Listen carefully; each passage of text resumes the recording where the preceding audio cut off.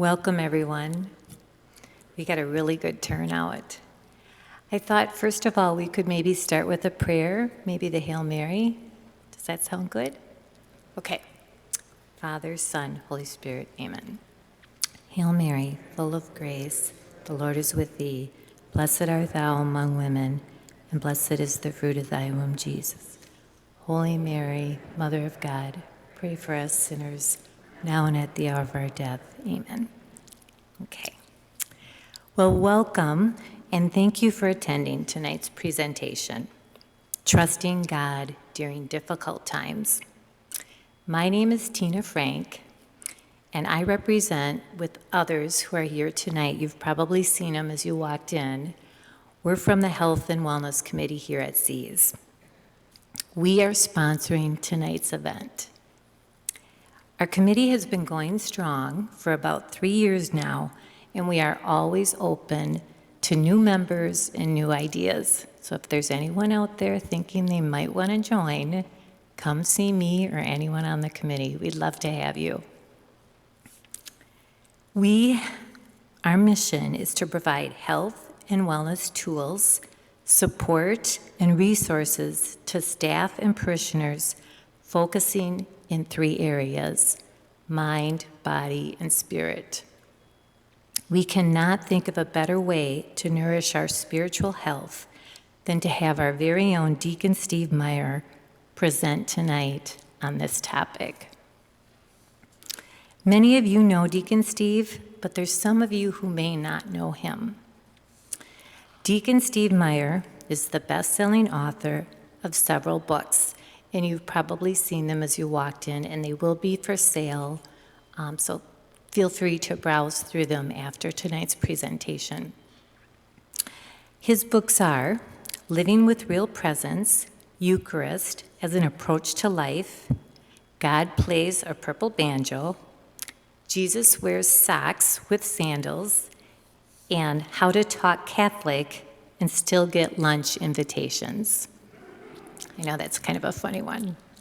His latest book, he's got another one coming out that will be released this spring, and it's entitled Live Like You Mean It, Reimagining Purpose and Vocation. So it's Live Like You Mean It, Reimagining Purpose and Vocation. As an ordained deacon for 18 years, serving in the Diocese of Green Bay, Deacon Steve co-founded Street Lights Outreach and Whatsoever You Do Incorporated. He was also instrumental in the startup of St. John's Homeless Shelter. He is a nationally recognized speaker and humorist. He's the father of 3 adult sons and the husband of his wife, Michelle. He and Michelle have been members at Seas Parish for 33 years. Deacon Steve's 5th grade teacher called him a paradox, meaning that he was filled with contradictions. He was both shy and outgoing. He was both a good kid and a goof-off. He was and still is a deep thinker and a joke teller. He is an advocate for the homeless, and he's a Star Wars fan.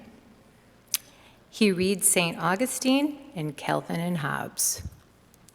In his own words, Deacon Steve discovered along his way that each moment, each person, and each breath is a real encounter with God.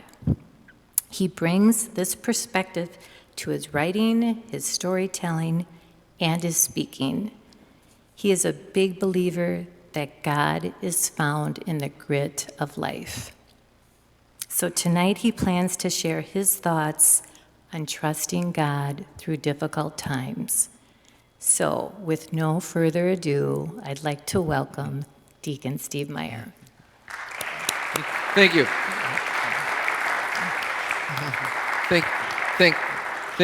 Thank you. I want to point out that this is not my first time in this church, and you've never applauded like that when I gave a homily, at least not on. So that felt a little polite. Thank you. When Tina reached out to me and asked me if I would speak on this topic, 2 things happened The first one was I automatically just jumped at it and said, yes, of course I will. I'm not sure what short-circuited in my mind in that moment, but that had happened twice before in my life. Once was when Father Jim Dillenberg caught me after Mass and said, you need to think about being a deacon. And I had this response that said, yes, I do. And now it took me 3 years to admit that to myself at the time, but I had that response. The second one was when my publisher called me a couple of years ago and asked me to write a book on Eucharist. And they started that conversation by saying, Steve, we're going to ask you something and we know you're going to say no, so we're only going to ask you to think about it. Don't answer, just think about it and pray about it. And we want you to write a book on Eucharist. And I said, yes. Just without thinking about it, because I felt that call, that I just felt that spark that I need to do this. So when this topic was presented to me, the first thing that happened was that short circuit, that yes, that spark, I will do that because it needs to be done. And I just feel that call to respond to that need. And then the second thing happened was, holy cats, what did I just agree to do? Because I am entirely unqualified to do this. And there are people in this room who have more wisdom on this topic than I have. And maybe when we get to the end and we have some time for discussion and Q&A, you can tell me what I'm wrong about. And I would appreciate it because I can learn as well. But there's this reality that we spend most of our lives, and most of our lives' journey is focused on pursuing this question. How do we trust God during the difficult times? You know, what's any Caddyshack watchers here, if you've known it long enough? The famous speech that Judge Smalls gives, it's easy to grin when your ship comes in and you think you have the stock market beat. But the man worthwhile is the man who can smile when his shorts are too tight in the seat. You know, it's that sense of when it's easy to love God when the blessings of life seem to be raining upon us. When the sun is shining and the cool breeze is at our back, we can look at the horizon and say, God is good, God is with me, God is great, it's wonderful. But when the waters get turbulent and the winds blow cold from the north and we're moving uphill in an ice storm and we're just feeling beaten down and overwhelmed and we feel alone, during those hard times, we find ourselves lost and confused.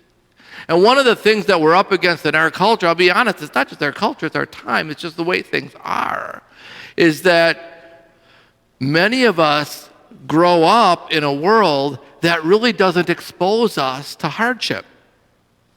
That's just the way it is. I mean, if we back this up a couple of generations, all right, you didn't get to be 14 years old without having lost someone close to you, a parent, a sibling, a very dear friend. I mean, the hardship of life hit you in the face as you're going through it, and you realize, I can't go alone. I need other people. I need God's love, and I need that support. So it sort of becomes entwined with the very fiber of your being. But we live in a world now where many people don't really experience real vulnerability and pain and hardship until they're well into adulthood and until they've been pre-programmed with this idea that I can somehow get through life. I ought to, perhaps I have a right to get through life without ever having to deal with hardship, to deal with pain and suffering and difficulty. And then we get into our adulthood and we're faced with it for the first time and we're like surprised. Oh my gosh, what is wrong? What is wrong? This isn't how it's supposed to be. Marriage shouldn't be this hard or this impossible. People, I thought, would always just think I was great because my mom did. And then one day we deal with it. But we're going to talk about a lot of that tonight. And the first thing I want to impart on you is this idea that when we feel distant from God, the one who is distant isn't God. It's us. And we find ourselves looking out there. Where is God? Reveal yourself to me, God. But the reality is when we look for something, in that process, we are self-admitting that we don't have it. And God is not the one who's distant, we are. We're the ones who've stepped back, stepped away, gotten lost in our own misery, gotten lost in our own self-pity, gotten lost in our own suffering, gotten lost in whatever it might be, and we've moved ourselves away. So it's really critical to start with this idea that when we feel distant from God, this God who's omnipotent, this God who's omniscient, this God who's everywhere always, isn't the one who's distant. It's us who've somehow gotten distant, and calling out to God to come and find us it's not about calling out to a distant God. It's about calling to an inner soul God who's with us and in us and breathing through us and to us, already embedded to say, help me get myself realigned to be one with you. So we have to ask ourselves, what are we placing faith in? You know, a number of years ago, I was meeting with a group of confirmation students, and these are 17-year-old kids. And it seems to me that a 17-year-old kid should just have not a care in the world. Or if they do, they shouldn't take it seriously. And I said to them, I just threw this out there because I just wanted to, see what would happen. I said, stress is the enemy of God. And they looked at me very upset. And I said, hear me out. When we are feeling stress and anxiety, it's because we are putting our trust and our faith in something that's not God. It's in something we fear we're going to lose. And we can never lose God. We can never lose that relationship of love. So stress is the result of putting faith in something other than God. Stress becomes the enemy of God. And they got very angry with me. They got upset because they really felt as though they have a right to be stressful, and they do. They have a right to feel anxiety, and they do. They have a right to feel anguish, and they do. But what they didn't realize is that exercising that right is a choice, and they don't have to choose it either.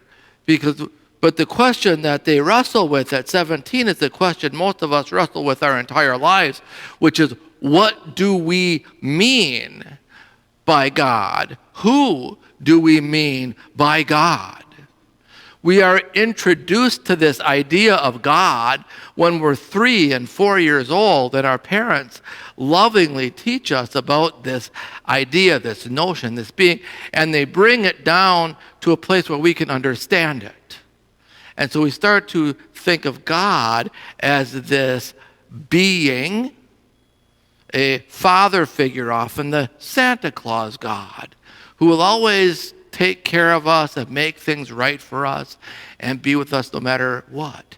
And that's completely appropriate for a 4-year-old, a 5-year-old, an 8-year-old. And it's not inappropriate as we get older. There are times in our lives when we need to just sort of rest back in that notion of this comforting God.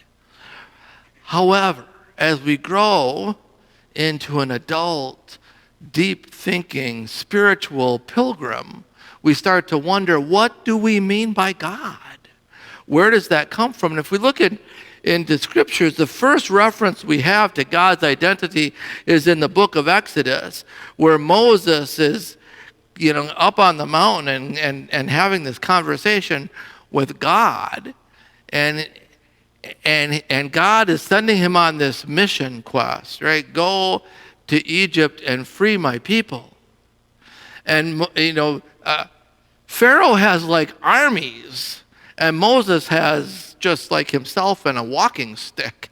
And he's like, I've got no credibility or authority here. Who shall I say sent me?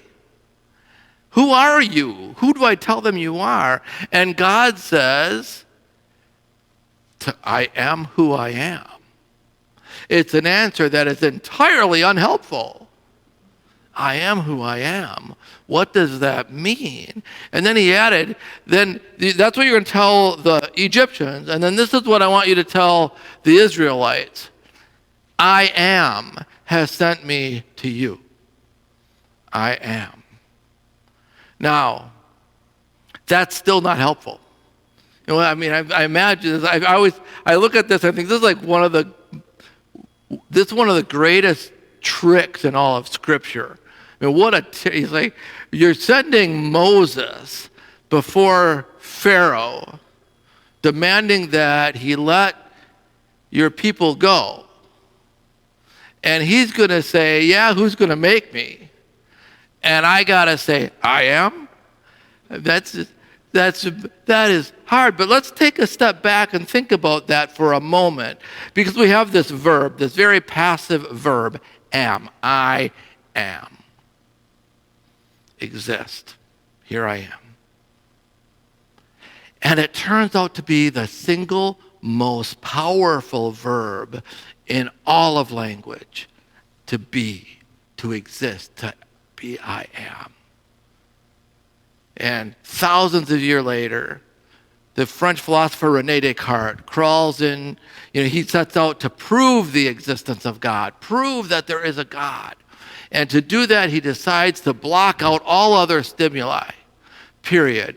So he crawls into a dark oven, for 3 days. He goes Aaron Rodgers in this thing and, blocks out everything. And crawl in there for 3 days and look for divine enlightenment without any exterior noise. And he crawls out 3 years later and he gives us the famous words, I think, therefore I am. I am. He echoes this back. How do you prove the very existence of God? The fact that there is existence.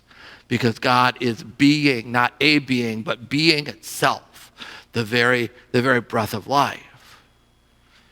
And when Jesus, comes forward and shows up, he speaks in the ancient Aramaic language. And the ancient Aramaic word that he would have used in his everyday conversation for God was Allah.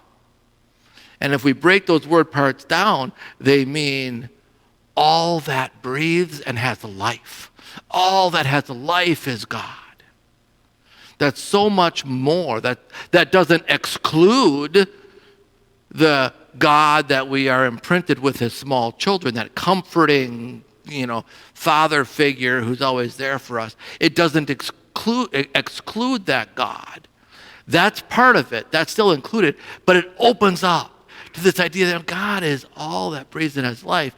And then the final reference we have to this is in the book of Revelations. If you look, the very last chapter, the very last book of Scriptures, just before the very closing paragraph, we get this final statement that's from God saying, I am the Alpha and the Omega, the first and the last, the beginning and the end.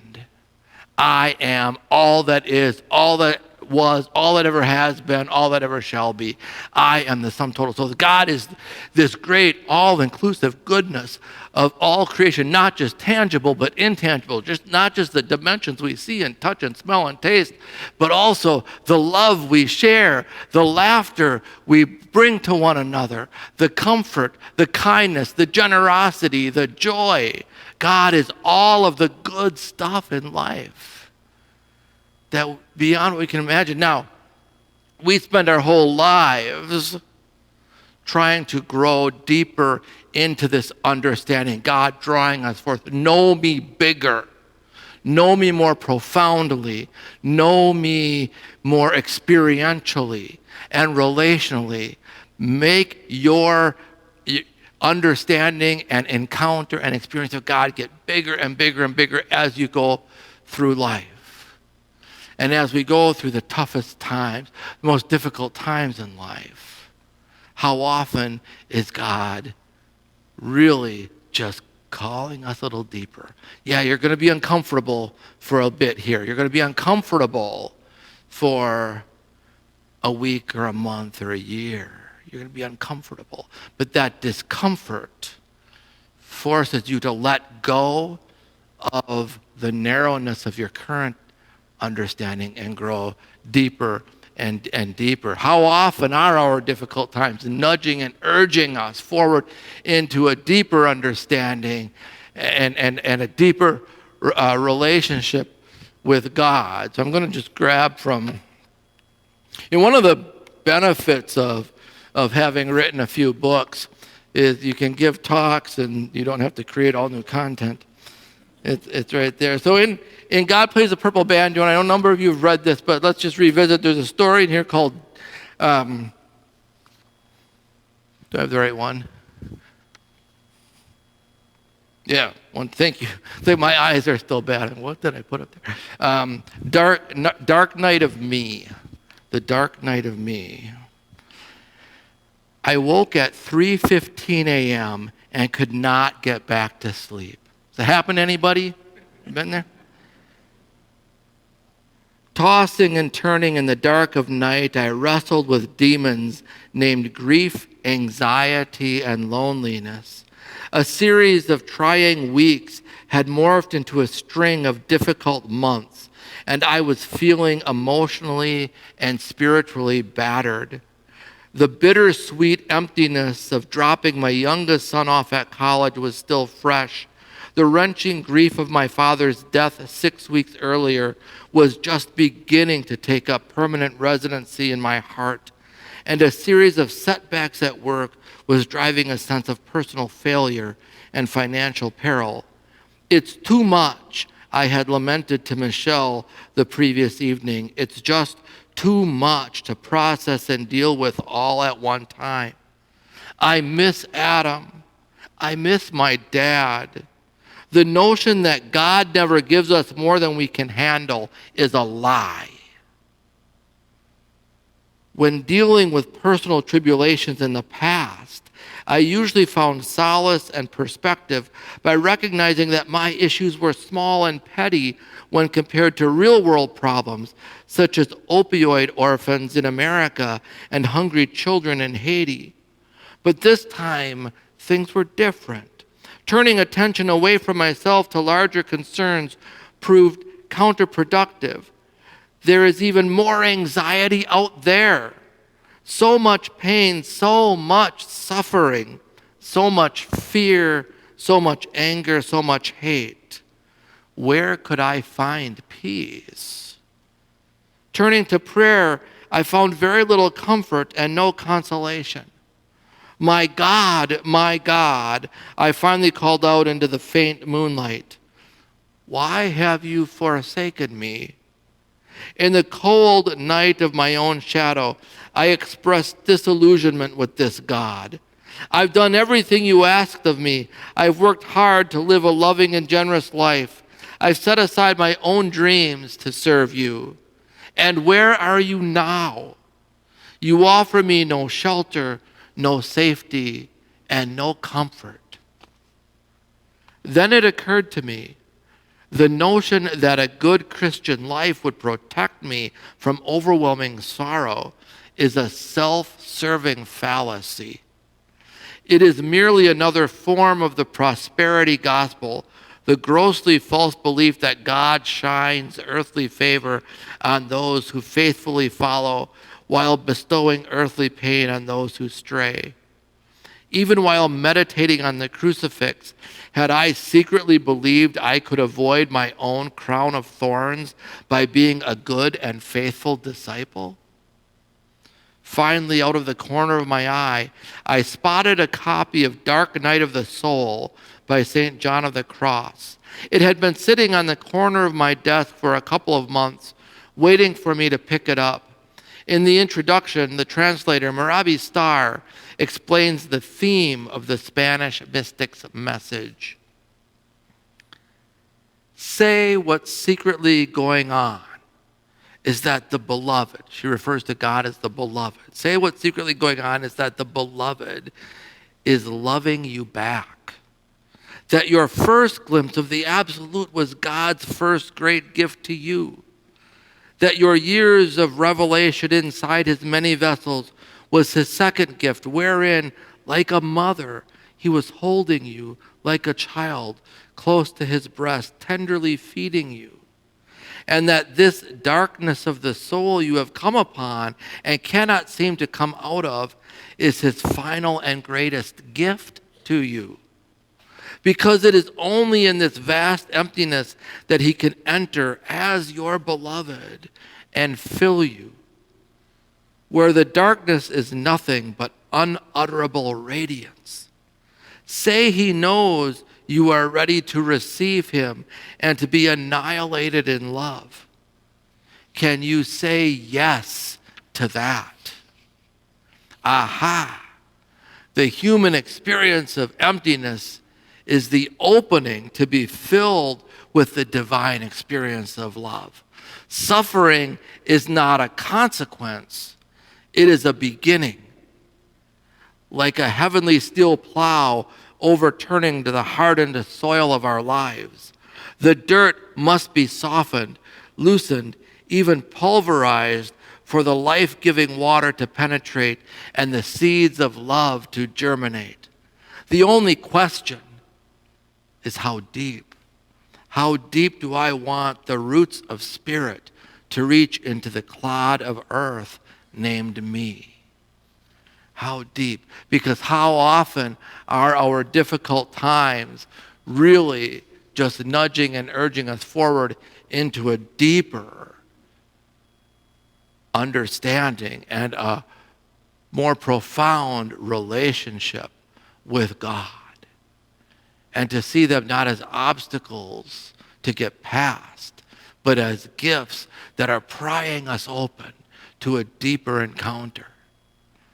Going through the difficult times does not mean something is wrong. And one of the things I really fear, one of the messages I fear that we're giving to the generations that follow us, is this idea that life should be easy, life should be perfect, you should never struggle, stumble, or skin your knee, you should never break open and bleed, you should never hurt. And that when you do, when something goes amiss, when you lose a job, when you find yourself lost and forsaken, when a relationship is broken, when a marriage dissolves, when something happens that causes pain, that somehow you think that's because there's something wrong with me.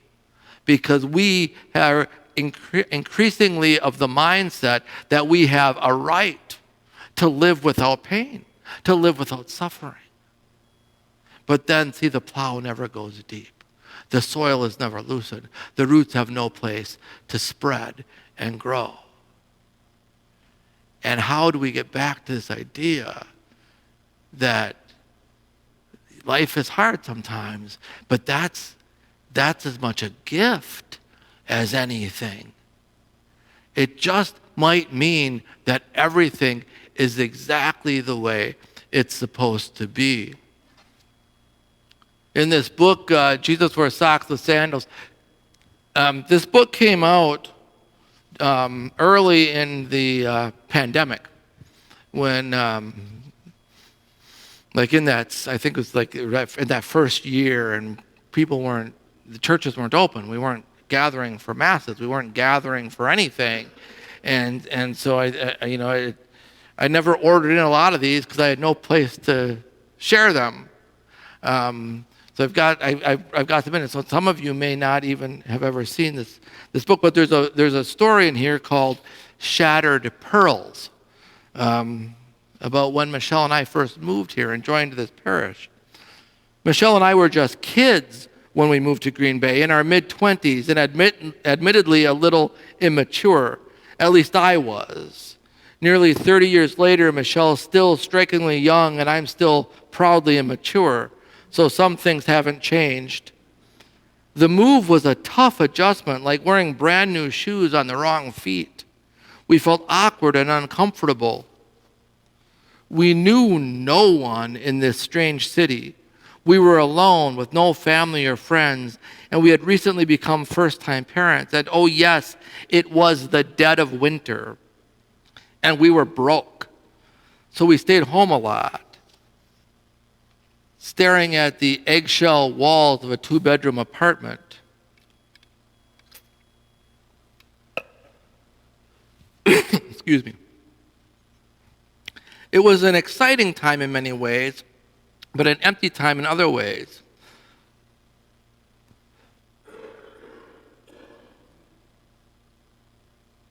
Lost. We felt lost, a little frightened, and a lot overwhelmed.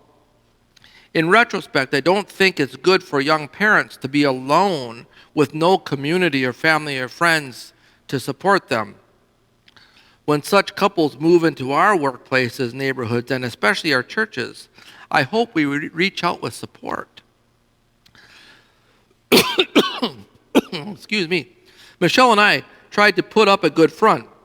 Being young, we thought it important to project an image of strong confidence, like we had it all together. Of course, it was all a ruse. As new parents, we had no idea what we were doing, at least I didn't. Michelle had more of an instinct for dealing with sleepless nights, endless crying, and rocket-propelled diaper blowouts. I, on the other hand, found it utterly absurd that God would entrust this child to my parentage. In our effort to find some sense of connection and community in our new city, we went church shopping, hoping to discover a welcoming parish where we felt like we belonged. Sadly, this was disheartening. In most places, we received cold stares whenever our infant son would fuss. In one case, before Mass even started, and while Jacob was actually, thankfully, sleeping, a woman leaned over and without any sort of greeting or welcome offered, "There's a cry room in the back." To me, those words sounded a lot like, "Please take your child and get out of here." We stayed, of course, and I secretly hoped Jacob would wake up, scream, and propel spit up in her direction. He didn't. Finally, we stumbled into a church tucked into the woods on the far west side of the city.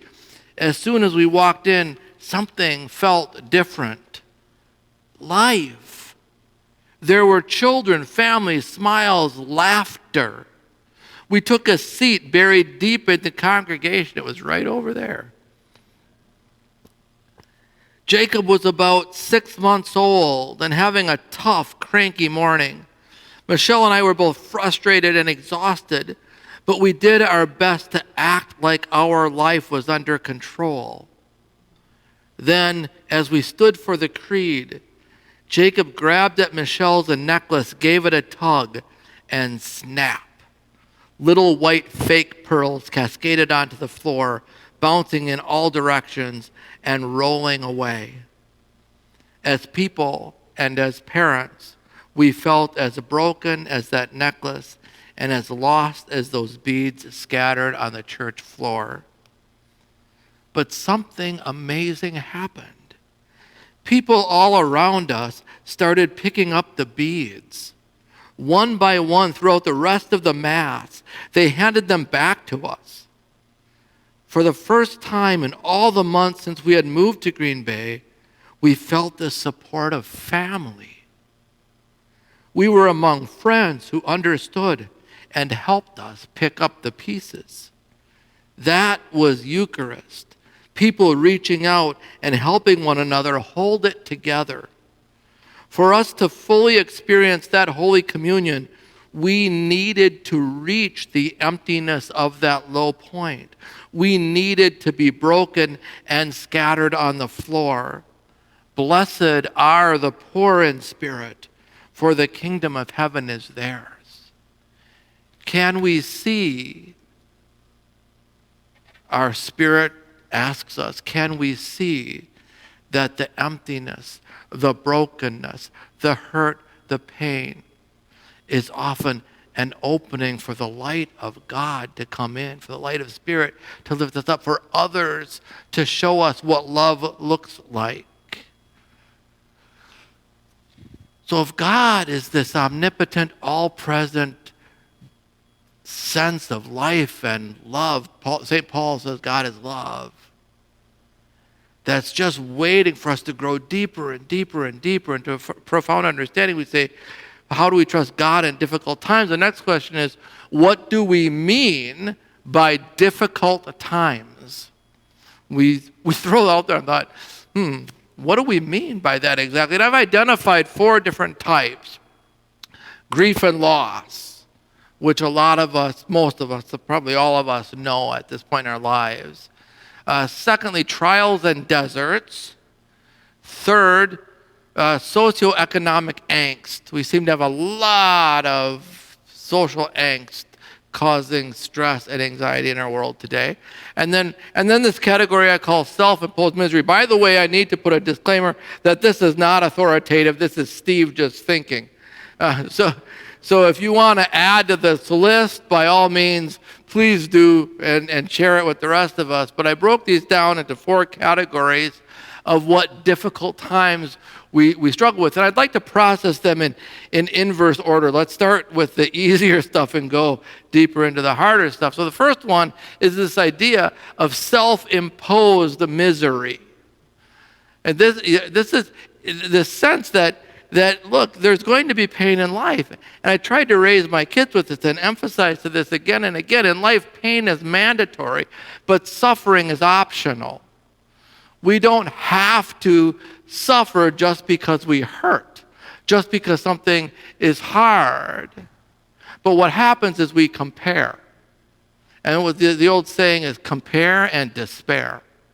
Because we compare ourselves to this notion that everything should be perfect, everything should be right and rosy, and we should never be hurt or suffering. We compare ourselves to an ideal. You know, when I remember when Michelle and I were first starting out and trying to kind of get some footing under us. And I mean, Michelle was a social worker, and I was this wannabe freelance poet and philosopher. And there's not a lot of job options for a guy who just wants to be a freelance poet and philosopher. And so we're trying to get some traction going and working really hard and trying to save some money. And we're looking and we want to buy a house. We're looking around and we're finding all of these people we graduated from college with and so forth who seem to be killing it. They're driving brand new cars and they're buying homes. And I'm like, what am I doing wrong here? I don't understand. And of course, years would pass. And I would discover, oh, they were faking it. So many of them were borrowing from their parents to buy cars or put down payments on houses. They weren't saving for retirement. They weren't saving. I mean, I was comparing myself to a projected ideal that wasn't real. And when we compare, we despair. And the other thing we do when we compare ourselves to other people or we compare ourselves to a notion of how we think we ought to be is we deny the authenticity of our own journey. Now think about that. We are put on this planet. We are given the breath of life by the Holy Spirit as beings created in the image and likeness of God, to grow and pilgrim forward into a more deeper, more profound entry into this great I amness, this universal sacred oneness, this body of Christ.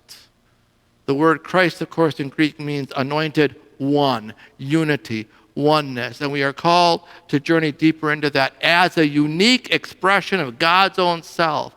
And when we deny our own authentic pilgrimage, our own authentic journey, because we're comparing it to someone else's, we will forever be out of sorts. We will forever be in despair because we are not being true to the person God created us to be.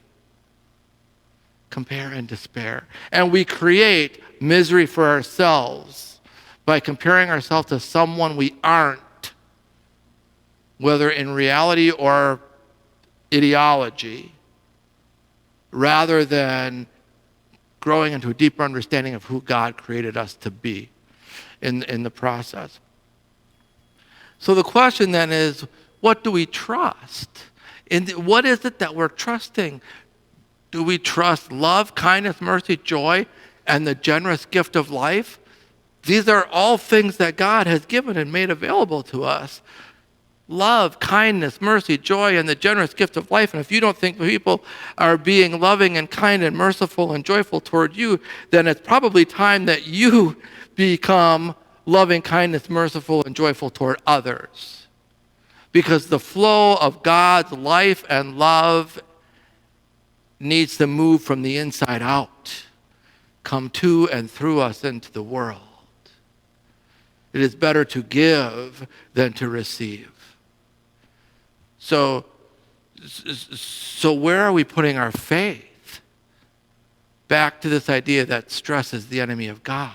Where are we putting our faith? What are we trusting? Are we trusting that God got it right when he created you?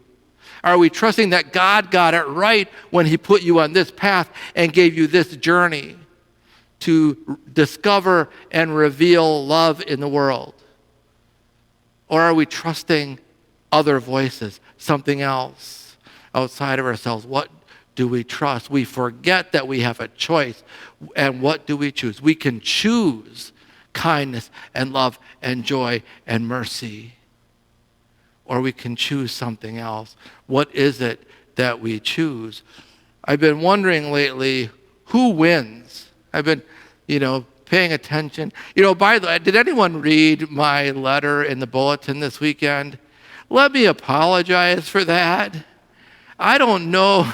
I read it earlier today. I'm like, wow, man, what corner of dark sadness was I in when I wrote that? But there, I think there's still something worthwhile in there. You're all going to run it. It's really bad. Let's go read it. But I've been paying a lot of attention. How can you not? To the ramping up rhetoric of a campaign year. And I see so much negative energy, so much darkness, so much despair, so much fear-mongering, so much hatred and vitriol.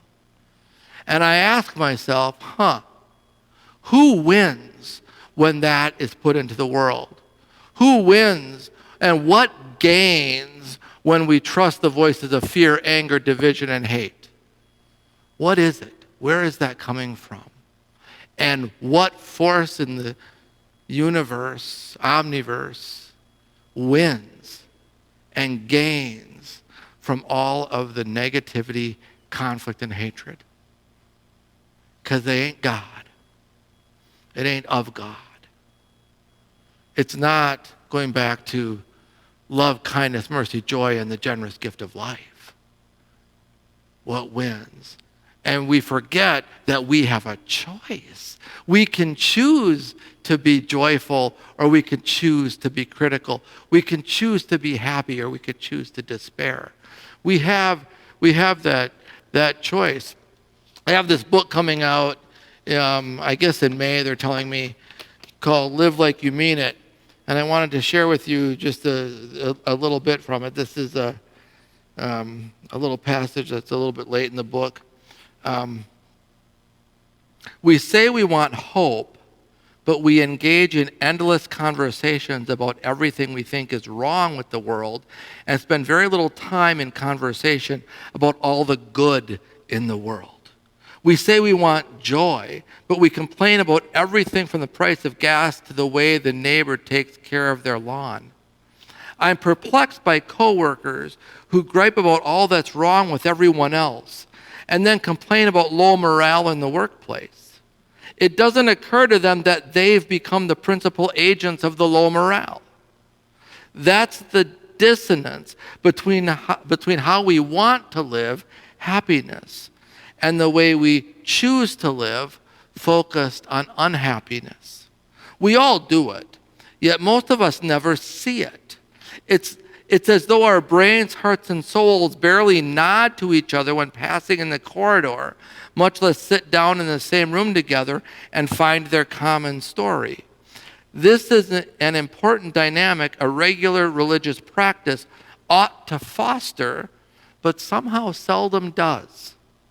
On a flight from Seattle to Minneapolis, I was sitting next to a woman named Sarah from Yakima, who wore a delicate gold necklace with a small diamond embedded in the center of a cross. Somewhere over Montana, the aircraft's Wi-Fi glitched, and a flight attendant announced they would need to reboot.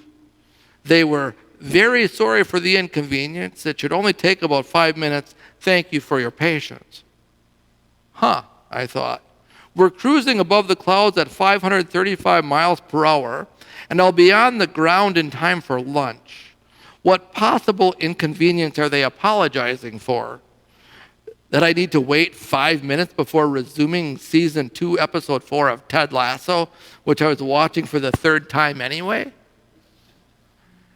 I pulled off my headset and glanced over toward the window, making incidental eye contact with Sarah. Being from the Midwest, I smiled politely. That's just our way. Yakima Sarah jumped into the opening. This is why I never fly Delta. I smiled again, although this time with more confusion. It's always something, she said. I mean, even Walmart has Wi-Fi that works. It's not hard, people. For what they charge for these seats, is that too much to ask? Since I had already been splattered by her splash, I decided to jump into the pool, albeit facetiously. They just don't make airplanes like they used to, do they? I asked. 20 years ago, jets flew all over the world and the Wi-Fi never glitched.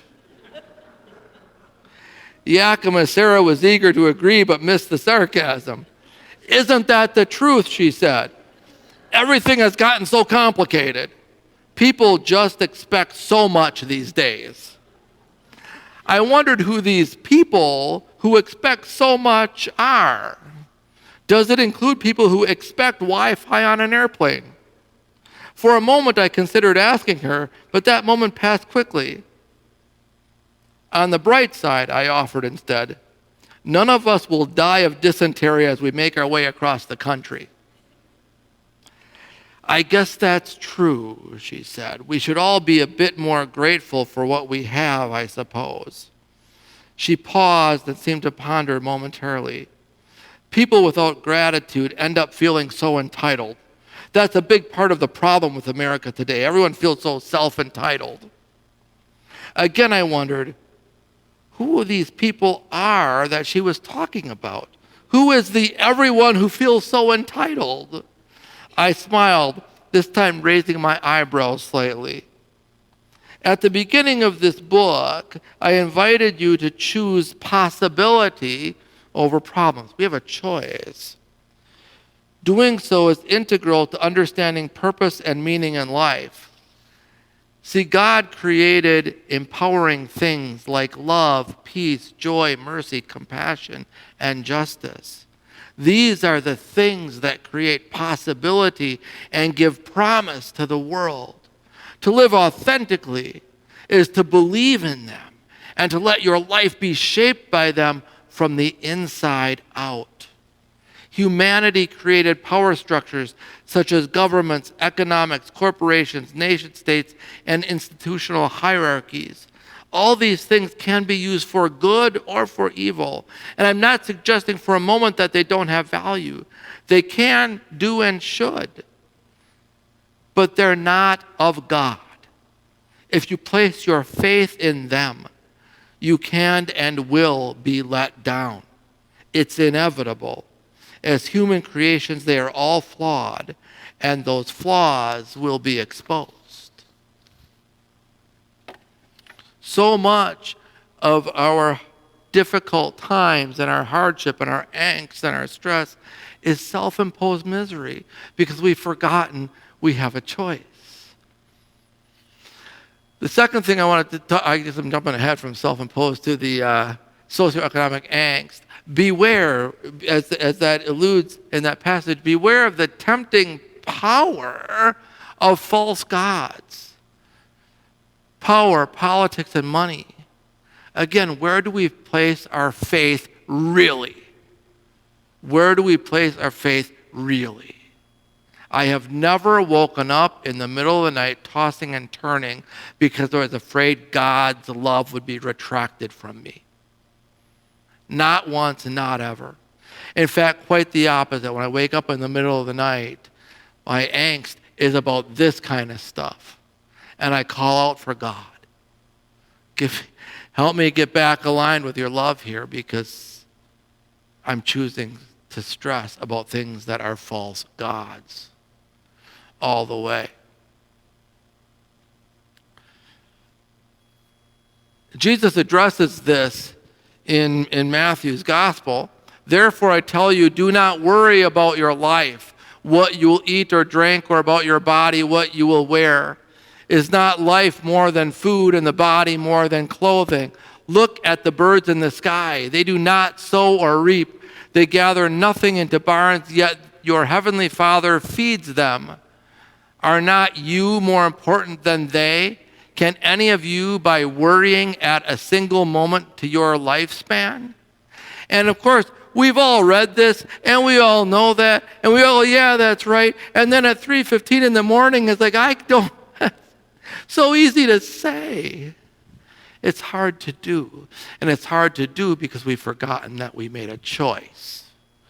We can choose to put our faith in this God of love and kindness and mercy. Or we can choose to put our faith in things that we've taken away from us, no matter what, because they always are. The third area, so we covered self-imposed misery, we covered social and economic angst. The third area of hardship we often face is these trials and deserts that I've come to look at. So many of the difficulties in my life well, that's a desert I'm walking through right now. These are extended periods of funk. I don't know what else to call them. That's not a theological term, funk, but feel free to use it as one. We forget that even Jesus was tested in the desert. Even Jesus had to walk through the desert and up the mountain of Calvary. So why would we think that somehow we should get through life without ever having to go through those difficulties and those hardships, those periods in which we're tested? We're invited to resist the temptation to escape, pursue the invitation to transform, because that's what deserts are meant to do. This is from Living with Real Presence. While I prefer to retreat to the lush richness of the forest or the quiet vistas of the mountains, Michelle will occasionally lure me into a hike in the desert. This is a very different experience, with no trees, no canopy. The reality of my vulnerability rockets to anxiety level as soon as I get beyond the sight of my car. The initial temptation to walk 50 yards, turn around, and call it a day has a powerful attraction. Why on earth would I want to walk farther away from shade, farther away from water, and farther away from the twin miracles of cold beer and pizza delivery? The hot sun, the parched earth, and the unseen dangers of rattlesnakes and scorpions take a neon highlighter to the fragile reality of human life. No, thank you, my brain says. But yes, please, my soul calls. So I journey on, but at a much slower pace than Michelle. Soon I lose sight even of her. After about 2 miles, the anxiety burns itself out like a cheap candle. Alone with God in the emptiness of a desert, life's stresses, pressures, doubts, and falsehoods are vacuumed out of us. I awaken to the realization that the sky is real, the earth is real, and love is real. Everything else is exposed as illusion. Deeper into the peace of nothingness, I finally emerge into the fullness of allness. Peace be with you, Jesus said when he entered the upper room. Peace be with you, we say before sharing Eucharist. The peace of real presence. This is where we find our Holy Communion, our sacred unity with God, neighbor, and all creation, now and forever. When we are able to live in communion with God, with self and others, and with society, and ultimately with all creation, we are able to live in peace, harmony, and love. The gift of Eucharist opens our eyes and our hearts to this reality, not only as a future heaven, but as the real presence on earth as it is in heaven. Jesus, of course, understood this. He also understood that this Holy Communion is not something we can know intellectually. It is something we are blessed to engage experientially. Do this in memory of me. If we don't transform our pain, we transmit our pain. Life's going to give us deserts. Life's going to give us hardship. Life's going to give us the unknown. It's going to give us failures. It's like through that process of discerning the whole diaconate thing after Father Jim had dropped that bomb on me. I was having a conversation with him one day, and he asked me how old I was, and I said at the time I was like 34. I goes, 34? You're a young man. You have a lot of failures ahead of you yet. It's such a cold-hearted thing to say to a guy who is self-conscious, but what a reality that was. What a dose. What a gift. That sense of there are failures. We're all going to go through them. The trials, the deserts are inevitable, and in fact, they're not problems. They're opportunities. They're opportunities to go through that self-emptying, that breaking ourselves open, pouring ourselves out.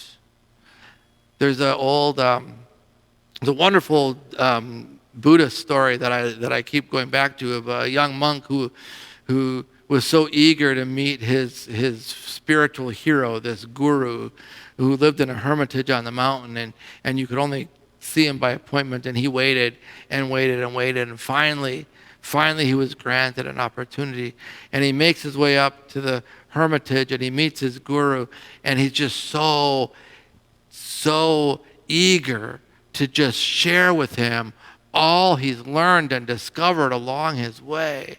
And he just starts pouring out all of this deep information of the things he's read and the enlightenment he's achieved. And after a while, the guru this old monk just puts up his hand and says, "Would you like some tea?" And he goes and he gets tea and he gives him a cup and he starts pouring the tea into the young man's cup. And he keeps pouring and pouring until the cup is full, and he fills it, and he keeps pouring, and it spills over the brim onto the saucer. And he fills it, and it fills the saucer and spills over that onto the table and starts rushing onto the floor. And the young monk says, "Stop. You're spilling it all over." And the old guru says, "This cup is you.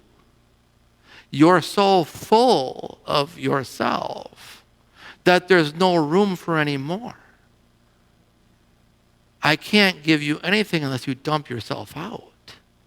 Empty yourself out," which is such a hard thing to do. The Greek word is kenosis, to empty ourselves out.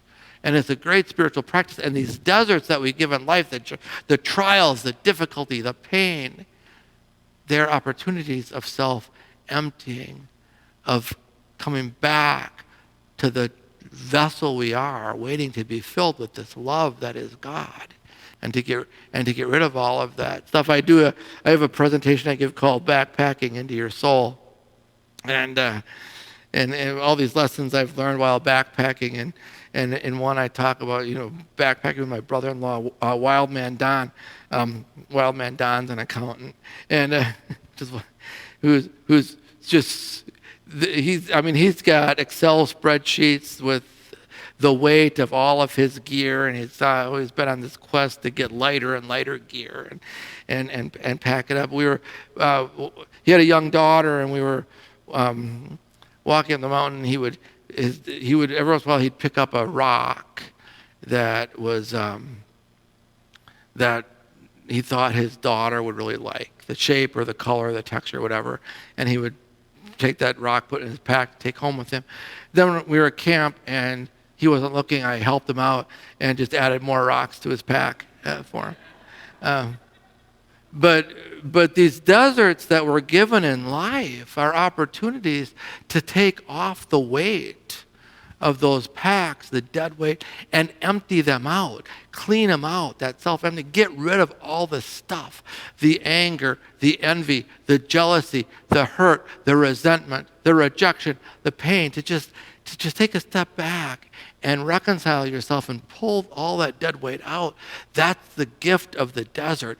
And it's hurtful, and it's painful, and we're parched and beaten under the hot, blazing sun.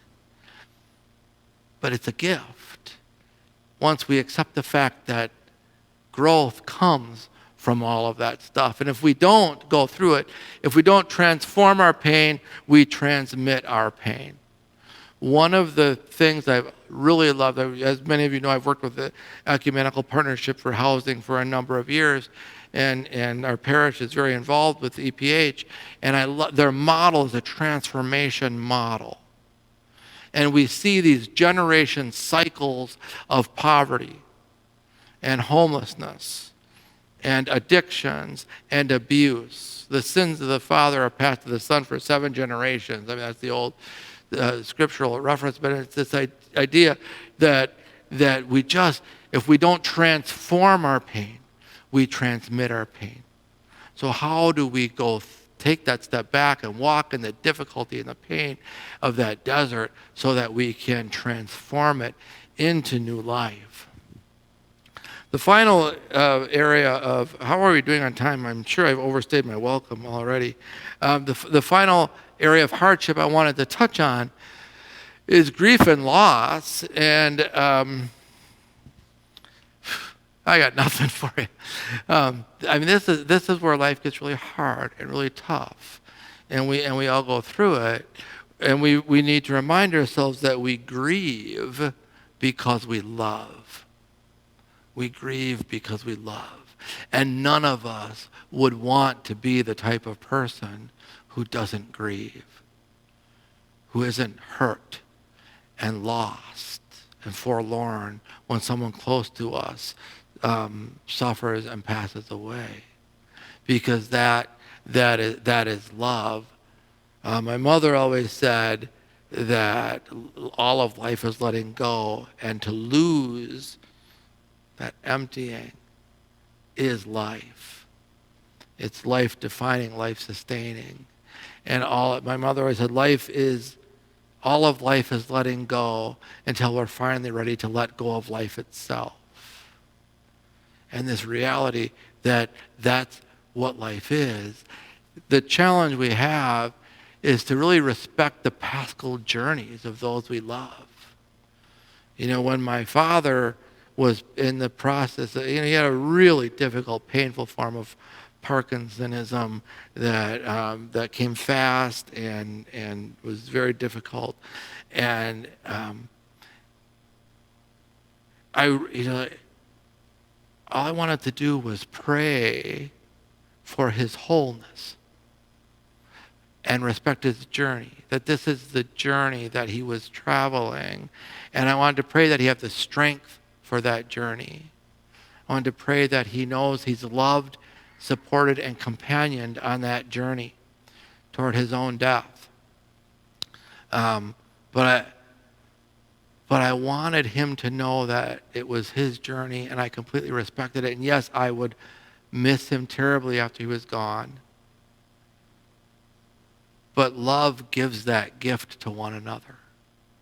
Love says, this is going to hurt me when you inevitably pass through that door on your journey. But that's your paschal journey, and I will love you all the way through it, even though that means I will carry some pain, because that's your journey. The Paschal journey, of course, life, Paschal little theology, life, death, and resurrection, or order, disorder, reorder. That's life. And, as one of my father's physicians said to him, well, none of us get out of this life alive, and that's the reality. Death is not, death is success. Ultimately, in that way, we have to remind ourselves that death isn't a bad thing. It's just a hard thing. It's a very hard thing. But it's a reality. And it's part of everyone's journey to be acknowledged and held and celebrated and embraced. And the greatest gift of love that we can give to another person is a peaceful death. Knowing that we're going to be left here carrying that pain and feeling that loss. But the greatest expression of love for another person is to give them that gift of a peaceful death. Sometimes the Holy Spirit shakes our tree to make us grow, and we're shaken to the core and the root of what it's all about and why we're here. So one final thing I want to share with you from the Socks with Sandals book.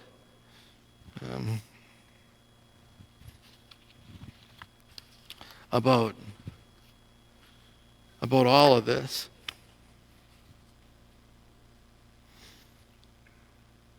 It's a little story in here called, So What Do We Hang On To? It's all this letting go, that all of this pain and suffering, all of the difficult times send upon us. What do we hang on to? Standing by the window and looking out at the yard, both hands cradling a cup of very black coffee, Jeffrey was struck by the thick carpet of leaves strewn across the lawn. He was especially impressed by nature's ability to distribute them relatively evenly. He took a sip and nodded approvingly, although it wasn't clear if he was affirming the coffee, the yard, or both. If this were a Hallmark movie, he called out to Jen, a team of art directors and set designers would have spent a week trying to achieve what God seemed to accomplish overnight, and it would look fake. It was a forced observation, but he never passed up an opportunity to needle Jen by mocking Hallmark movies. Turning his eyes upward, he noticed more leaves still clung to the tree than had fallen to the ground. How deep would they pile, he wondered, if we waited until all had fallen before raking? This was an annual autumn argument at his house. Each October, he would lament the futility of raking the leaves when so many more had yet to fall. Jen would respond wryly that it's futile for him to have a perspective different from hers. After 39 years of marriage, he had to admit she was right. As with every autumn, they would rake the leaves 3 or 4 times before all the trees had shed their foliage. But it was a job they shared, a seasonal rite, reminding them of the life they built and maintained together. Years earlier, it had been an annual family event with children rolling in the yard and jumping in the piles. Now it was just Jeff and Jen, still smiling and making eye contact over the noise of a leaf blower. Counting all the leaves on all the trees, maples, oaks, and birches, would be like trying to count all the hairs on a litter of caffeinated puppies. Even a rough estimate would be a fool's errand. Still, it was a question Jen asked every year. How many do you think there are? Keeping with the ritual, Jeff would pause and stroke his beard as he took a visual inventory. Oh, there's somewhere between 20 and 30, I suppose. He'd finally observe, understanding the obvious. It was a conversation as predictable as the season itself, a verbal quilt to wrap themselves in as the world changed around them.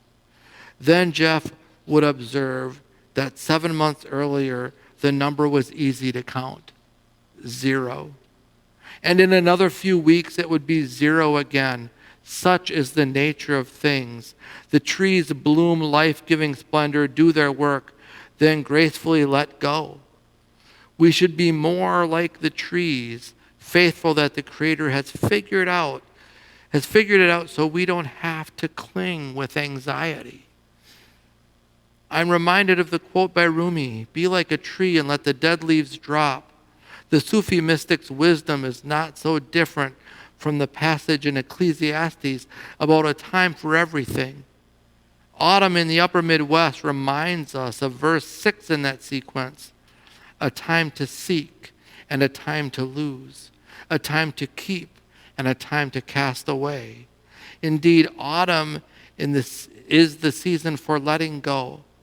How will we make room for new life, new hope, and the new future ahead if we are still toting around the dead weight of anger, resentment, guilt, hatred, jealousy, insecurity, and so forth? Be like a tree and let the dead leaves drop, indeed. If we feel like we keep repeating the same patterns year after year without deep spiritual growth, perhaps it's because we haven't shed the old to make room for the new. Let us not put the new wine in old wineskins. In its own way, I imagine the autumn of my life is looking a lot like Jeff and Jen's yard. Whether it's seen as a mess in need of a lot of work, or it's seen as a tapestry of God's handiwork, depends mostly on the mindset of the observer. Both perspectives are true, I suppose.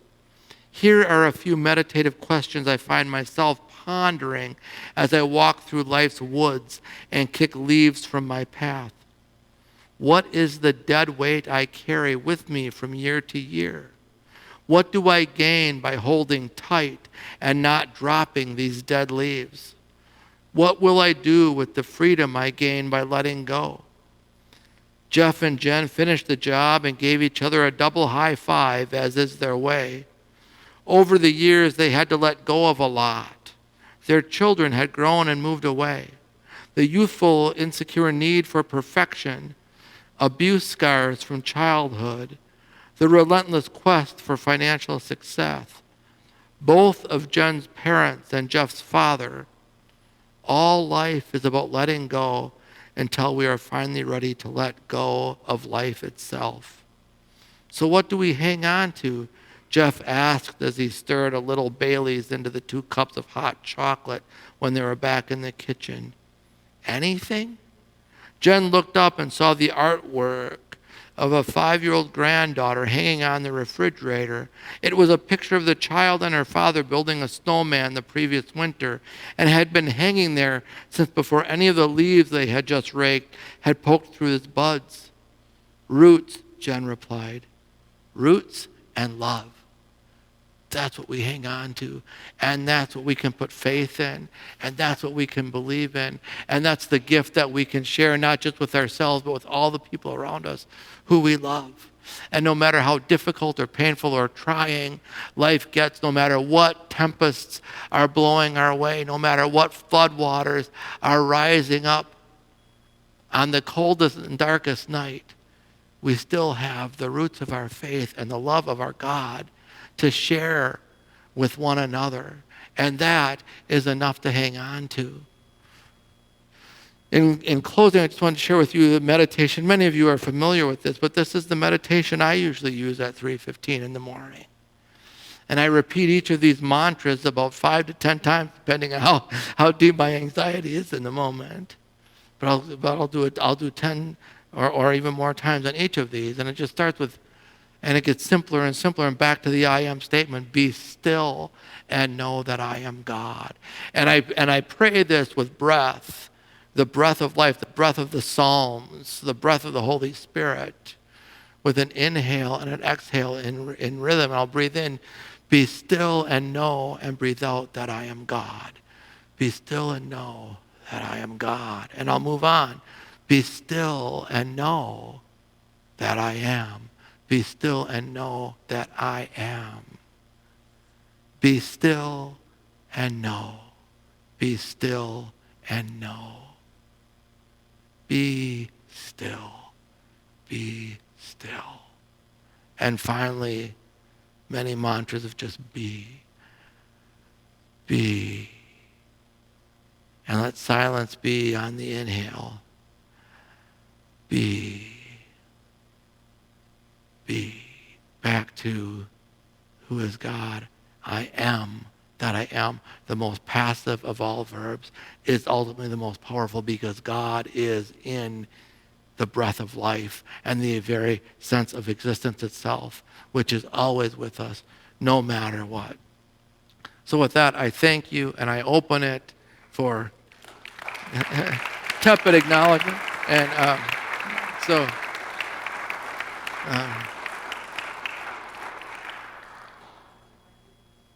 pardon me? Yeah, I mean, we can have conversation.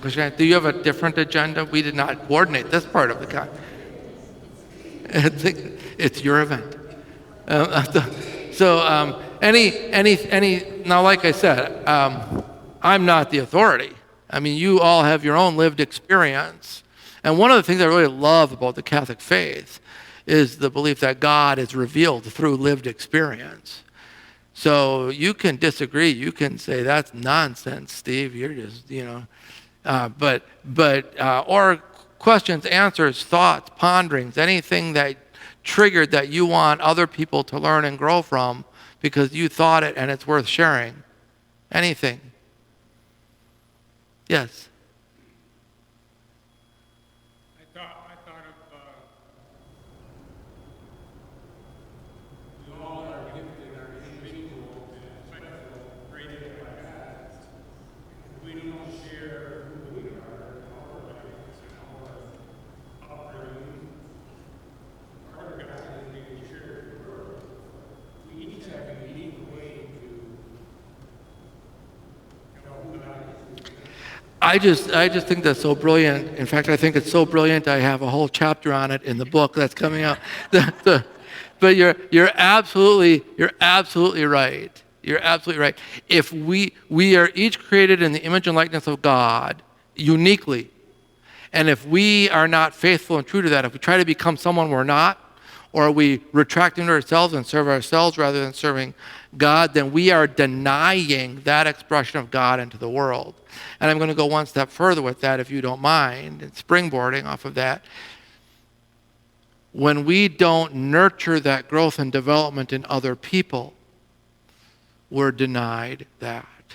And I can't tell you how many people I've met on the streets and in homeless shelters and elsewhere who were these beautiful, wonderful souls with amazing gifts that were never developed, that were never shared. They usually inherited pain from previous generations.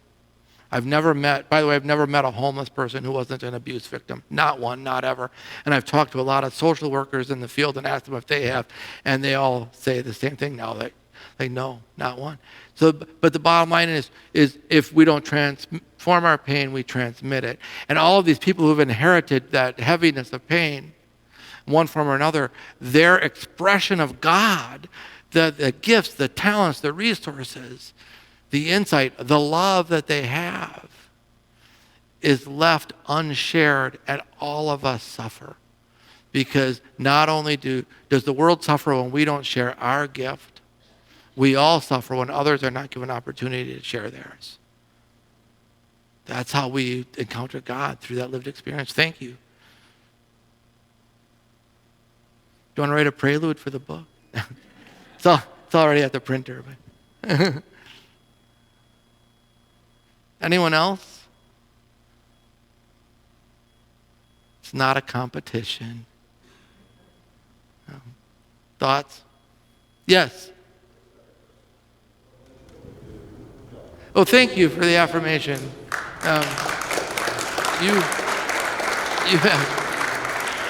You're obviously a man of discerning taste and great insight. listen to him. Yes.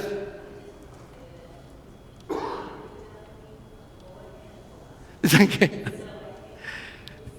You know, it's it's like I'm gonna get way ahead of myself because that's I appreciate that, and I thank you for that. Sister Mary Alice, no, Sister Mary Michael, who we called Mad Mary, was my high school English teacher sophomore year, and and she told me to give up any hope of ever being a writer, and to go into math. You know, you're good at math, she said. You will never be a writer, and at the time that was true. I'm not going to, it's easy for me to say, well, I showed you. She wasn't wrong, but I was also 15, and you just have, that desire, that need to be true to who you are and pursue it and realize that it's going to take a lifetime sometimes to grow into. And I mean, the reality is, I was speaking to a group a few months ago, and someone was asking me about, how long ago did you, what was the first book you ever wrote? And so, well, the first book I wrote when I was about 32 years old, and it's still unpublished, because when I was 32, I had nothing to say. There's not enough life experience to reflect upon, to actually share value of any things. But yeah, that I was great. I was, the day I came home and said to my mother, I'm dropping my computer science major because I want to be a writer. And the fact that I had a mother who said, okay, is amazing to me. My son Jacob, who I mentioned earlier, was when he was an undergraduate, he was a biomedical engineer, and he called me up one spring and was really complaining and lamenting the fact that the University of Wisconsin was forcing him to take a class in philosophy, and how utterly ridiculous and what a total waste of time. And of course, he was complaining to the wrong guy. And I'm on the other end of the phone going, this is why I'm so glad you're at a university and not at a technical school, because they're going to require that, and you're going to develop the thinking and the whole mind and the brain and the whole thing, and this is a good thing. And we went back and forth a little bit, and finally he said, well, he was going to take it over the summer. This, by the way, was all a ruse to get me to pay summer school tuition. But he was going to take it over the summer so that it wouldn't get in the way of any of his real classes. And then in August, he called me again and said, Dad, about this philosophy class, I'm thinking about changing majors. Now, I mentioned he was going to biomedical engineering, right? And so I'm now reaching through the phone going, no! Philosophy is a lifelong pursuit. You can do that your entire life and do that. I don't know that I was as gracious as my mother was with me. But no, he did. He ended up doing a certificate in biomedical ethics, and he went to med school. So he's philosophy is still within him, hopefully. And the problem with asking any questions or making any comments is I don't stop, Yes.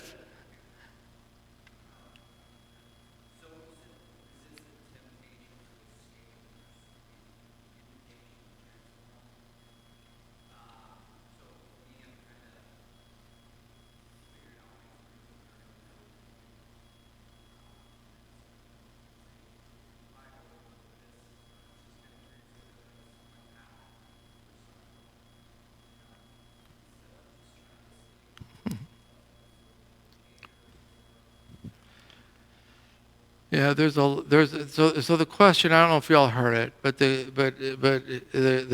you referenced a comment I had made about avoid the temptation of escapism, and move toward transformation. All right? I don't know if that's exactly you. I'm sure you wrote it down the way I said it, but I don't remember what I said. But that's the idea. And the question is, what advice is there for someone who's trying to discern their own spiritual journey and what that means right now, as opposed toward moving toward things like substance use or the other, I want to go back to that story about Michelle and me walking in the desert for a moment, right? Because the reality is you get so far. And the temptation is to make the hurt stop, make the pain stop. I just want to make it stop. I want to get out of this burning sun. I want to get out of this parched, arid air. There's air conditioning and water in my car, and there's, a bar and restaurant down the road. And why am I walking this journey that's wrought with difficulty and pain when there's an easy way to escape that into something that's more comfortable? And while that's all true, the reality is still we don't grow. We don't grow deeper. We don't grow wiser. We don't grow more profound in our love. We don't grow more whole. We don't grow more complete. We don't grow any closer into oneness with God when we escape the pain rather than seek to move toward transformation of it. Now that takes strength. It takes perseverance. Father Richard Rohr, in one of his morning reflections this week that I was reading, said that faith, he said another word for faith is resilience. Another word for faith is resilience. Because that faith is about having that resilience to say, yes, this is uncomfortable and difficult and painful, and I don't even know where this pilgrimage is leading. We don't have that. There's another chapter on this in the book too. I'm pre-selling a book coming out in May. But we have no idea oftentimes where this path is leading. Usually we don't know until after we've completed it and we can look back on it and it makes a little more sense. Or often we don't ever know at all. Maybe our path just somehow benefited someone else. We don't know. So faith is resilience. Faith is climbing up that mountain or walking through that desert and saying, I'm tempted to escape because it hurts. Because it aches and pains and I'm suffering a little bit here, or maybe even a lot, and I just need to step back. And there are so many different organizations out there who have monetized escapism.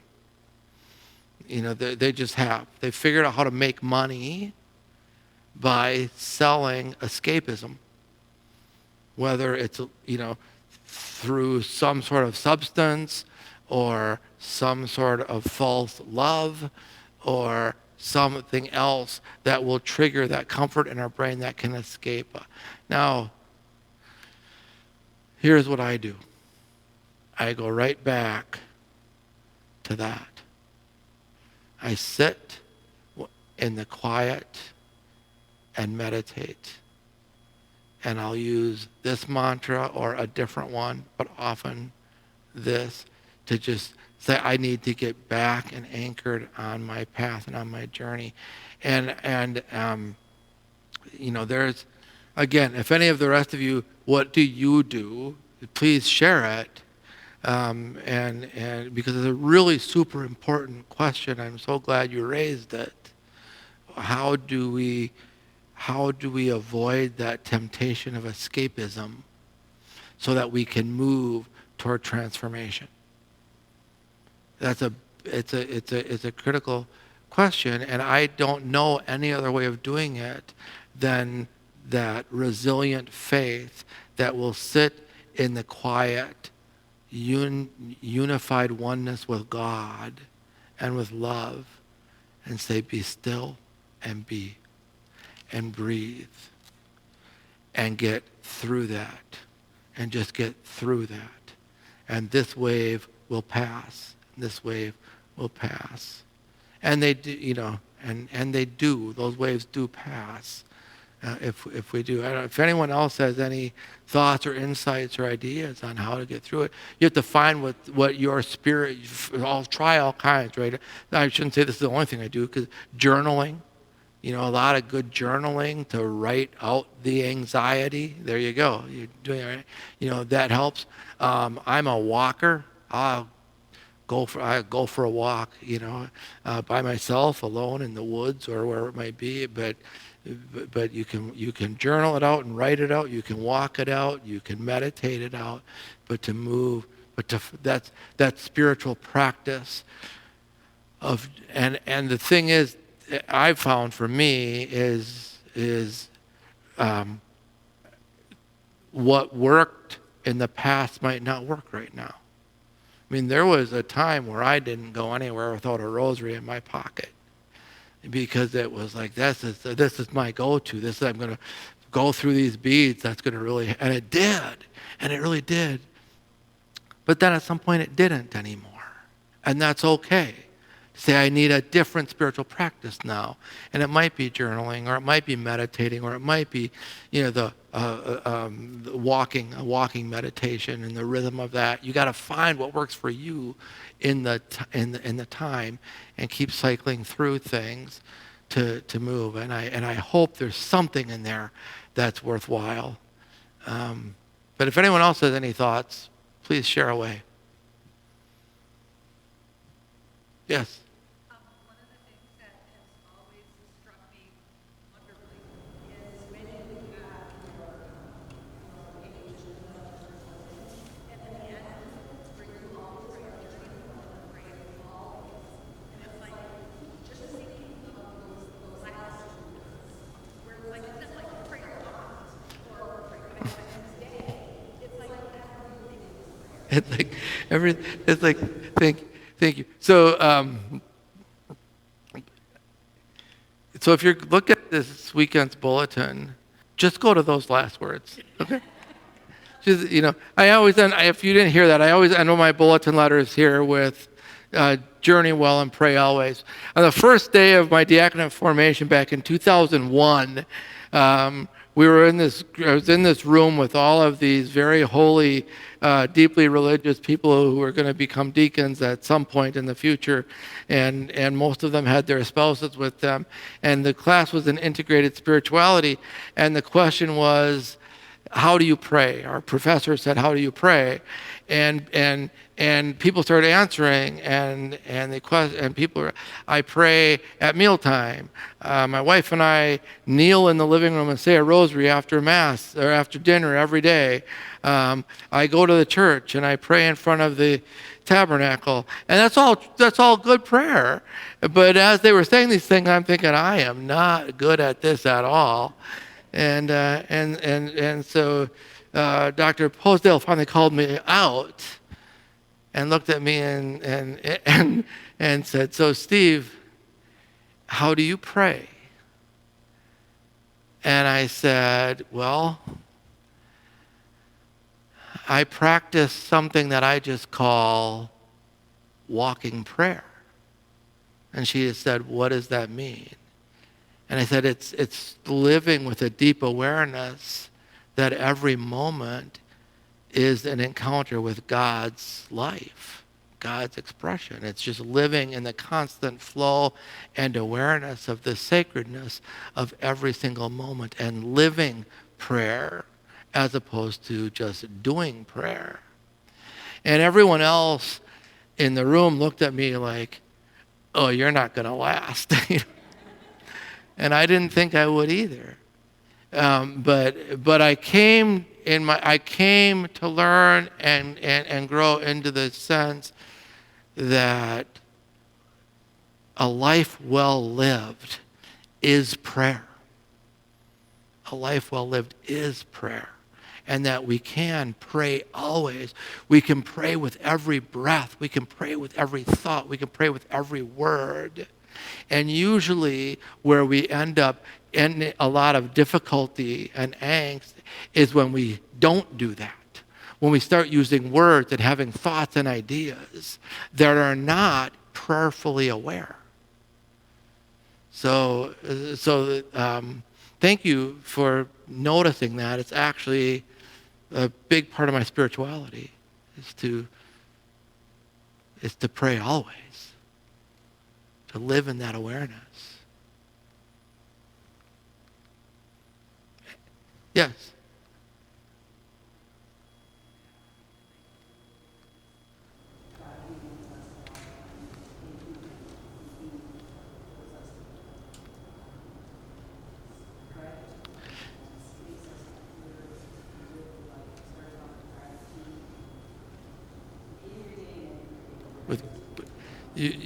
Thank you. She was talking about that living in awareness with gratitude, right? And I mean that's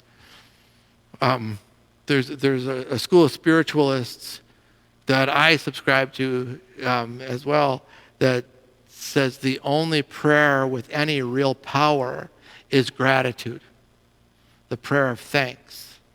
And even, this was an ongoing joke when I was raising my kids, because whenever I was under the weather and they would say, "You're sick," and I would say, "No, I'm grateful that I'm healing." I'm grateful that I'm healing, to acknowledge the healing power already at work in your life through it all. And another thing of moving away from escapism toward transformation is right there. To live with gratitude and to be aware and to be grateful and thankful that that journey is underway and that transformation is already happening in your life, and that there are going to be forces and voices in the world that are going to try to knock you off that path, and are going to try to tempt you away from transformation and back toward escapism, and to avoid those temptations, and to have the strength and the courage and the fortitude and the gratitude to believe and keep going forward. Thank you. Yes.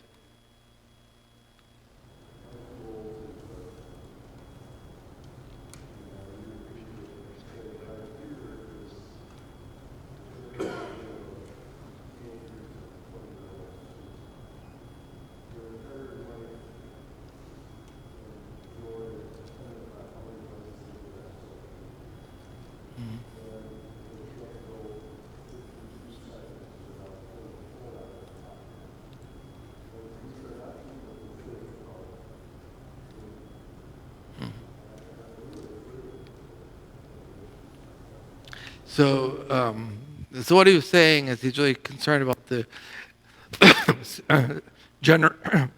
generations that we have raised. So let's not blame them, because we raised them, and now they're defining their own self-value on things like the number of likes they get on social media and the responses they get, and so forth. And that's true, and that's very true. I want to remind all of us that our parents and grandparents said the same thing about us, that they're really concerned about who we were becoming, what was going to happen. This is what I believe, Fred, and I really do. I do believe this. No one gets out of life alive. Sooner or later, everyone is going to face the hardship. It's easy to grin when your ship comes in. So it's easy to live on the superficial treadmill. All right. So previous generations experienced hardship when they were 6 and mom died, or when they were 12 and dad got remarried to someone who was really abusive, or whatever it might be. Right now we have generations that are having to, they'll turn 30 or 40. And I have a friend right now who's 62 years old and going through a lot of angst because her father, who's well in his 90s, is in the process of passing away, and she's never experienced death in her life. 62, never having experienced. But sooner or later, everyone's going to go through difficulty and pain, and they're going to have that opportunity for transformation. And we have to remind ourselves that with God, there is no time. So the reality is, I still have faith that these kids are going to fall down and get hurt. Sounds like a difficult thing to say, but it's that's life, and they're going to be surprised. Our job, as people who hopefully have some experience and wisdom to pass to them, is to give them the tools and the resources so that when they reach that point, they have them. And B, to make sure we love them and companion them as they go through it. Because they're not going to go through it at the age of 14 or 15. They might not go through it till they're 35. A number of years ago, I did a bunch of focus groups for a large credit union in the Northwest, and we were studying all of these young. This was back before the economic collapse in 2009, 2010, and they were like, yeah, they don't need a personal relationship with anyone at their financial institution, and they're all online. I don't need any human beings. And then financial crisis. And people lost their jobs, and parents lost their homes, and they saw it. And we went back 5 years later and redid the study with people who are now in their mid to upper 30s who had been through that. And suddenly it's like they all wanted relationships with they wanted their banker to know who they are. Suddenly that human relationship had value because they had witnessed, and in some cases directly experienced, difficulty and hardship. So when we never experience difficulty and hardship, we really kind of get into the groove of thinking we can go it alone, that we're self-made, we can do this, we don't need anyone or anything, and I can get all my self-affirmation by getting a number of friends and likes on Instagram. None of them use Facebook anymore, but we can get that. But sooner or later, reality, and it just does. Trust that God isn't going to let them get off scot-free. It's going to happen. And they're going to call you when they're 40 years old and say, give me some wisdom. And then we will love them when they're 40 years old needing wisdom. And in the meantime, we just realize they have a prolonged adolescence. Anyone else? Anything else? I saw some people hitting the exit, so that's usually my cue. Steve, you've talked long enough. That's what my wife does when she heads outside. I know. I'm like, it's last week. It was like 7 below zero, and she's like, you've talked enough, Steve. I'm leaving. So, thank you very much. You've been wonderful. I so much appreciate it.